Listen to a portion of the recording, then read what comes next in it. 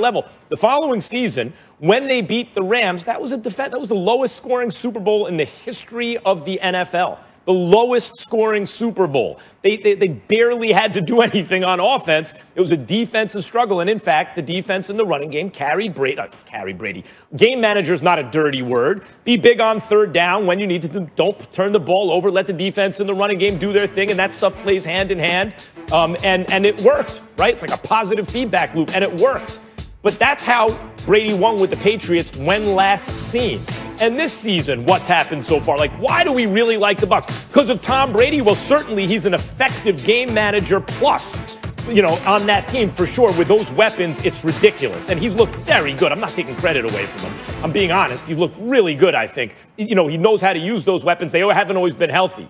And I get it. Evans and Godwin and AB and all those guys. Yes, it's good. But guys, the defense is the reason that we think of the Bucs differently from some of these other high-scoring teams. It's the defense. You know what's the number one defense in the NFL by a lot of metrics? It's the Bucs, and most of them have them in the top 3 in the NFL. So if you're riding maybe the elite defense in the league, by the way, just look at what happened yesterday, right? We're talking about a game that is competitive until the second half when the defense clamps down.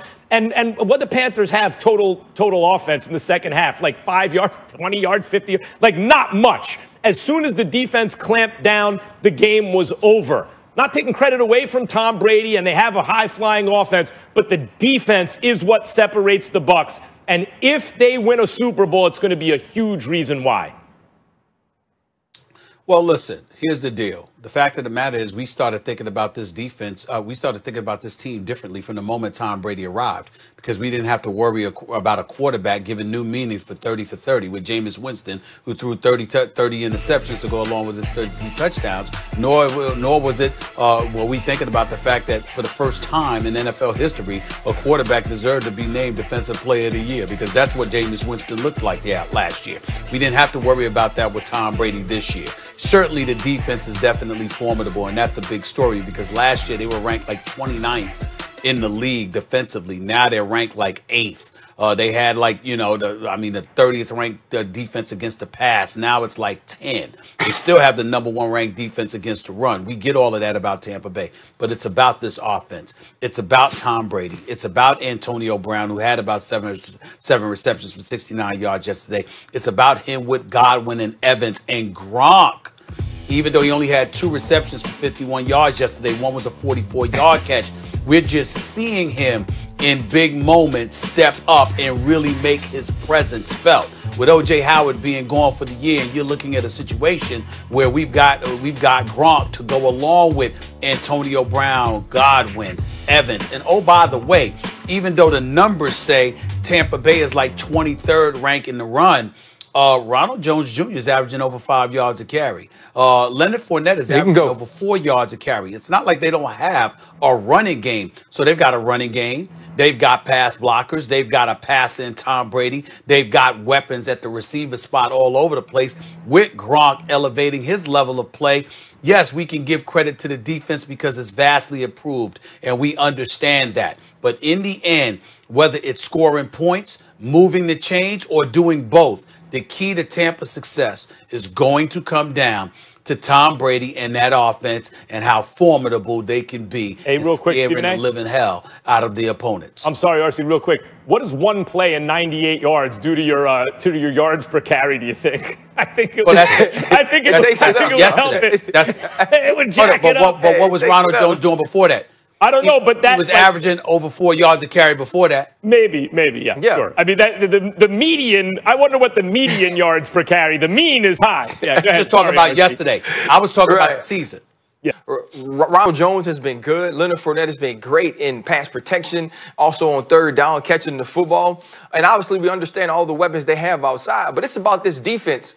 the Mondays that we get on this show, or the days after the games when we get on this show and we raved about the Tampa Bay Buccaneers, it was the days the defense played really good. Like when they played the Green Bay Packers and Tom passed for about 165. We weren't in here like, oh my goodness, this offense is so good, because it was 10-0, and then Jamel Dean gets an interception. And then the next drive, then Carlton Davis forces an interception with a PBU against Devontae Adams, and that's when the onslaught starts. And then the next week they play the Las Vegas Raiders, who are a really good football team, and we got Devin White with 3 sacks, 11 tackles. He's running sideline to sideline, blasting Derek Carr. And we started saying, okay, now this is the team, right? This is the most complete team in the NFC, because we understand what they can do offensively, but when this defense shows up, it's different. And then when the defense doesn't play as well, when the defense isn't balling, we don't really know. Even in the first half yesterday, Tom Brady was as good as we'd ever seen him all season, but the defense was getting carved up by Teddy a little bit. Teddy was efficient. Teddy had a high completion percentage. They continued to move the ball, and you were like, oh, it looks all right. Then JPP gets the interception. Then they start to get a couple of sacks. They knock Teddy Bridgewater out of the game. And then you start to think, now, this is the team we were expecting to win the NFC. The offense is going to do what they do. If they protect Tom Brady, they will move the football. What elevates this team to a different stratosphere, why it looked so bad when they played against the New Orleans Saints, and New Orleans Saints play so great defensively, is because it's going to be the team that figures out championship defense that wins the NFC. So it's going to be about Devin White. It's going to be about Shaq Barrett. It's going to be about that secondary, that very young but talented secondary, making plays, turning the football over, and giving Tom Brady extra possessions, because that's how a team will win the NFC. Well, let me tell you, before I give it to Max, let me tell you where I disagree with you, Ryan. I disagree with you in terms of what we talked about when Tampa Bay had won these games. Obviously, we recognize the fact that defense wins championships. I just finished saying that a few segments ago. We understand that. But what I'm saying is, when we talk about the Tampa Bay Buccaneers and you want to compartmentalize when we raved about them, well, let me remind you, when they dropped 38 on the Chargers, we raved about that offense. Right. When they dropped 38 on Green Bay, we raved about that offense. When they dropped 45 on the Raiders, we raved about that offense. What I'm saying, I'm not trying to say that we didn't mention the defense, because we know they vastly improved. But we raved about it, and then we spent a couple of weeks talking about Antonio Brown because of how formidable they were going to be offensively, even more so that they got that for the injuries. I'm not saying defense don't matter, guys. I'm just saying that when we look at Tampa, the reason why we've got them as a championship on this level, when we're talking about them, it's because of what we're fantasizing about with that damn offense. Everything you just said, I'm not going to hold that against Brady, because he was working with injuries and he's in a new system and they have to figure it out. And his style of play is very different from Arian's style of play. So I'm not, but were it not for that, I think what you would be bringing up is an indictment on Brady. In other words, there are all these weapons and all this stuff, and we're focusing on the offense, and they're a top third offense. They're a top 3 defense. If you look at a Super Bowl contender and say top 3 defense, top third offense, what's going to win the Super Bowl for them? It's going to be the defense.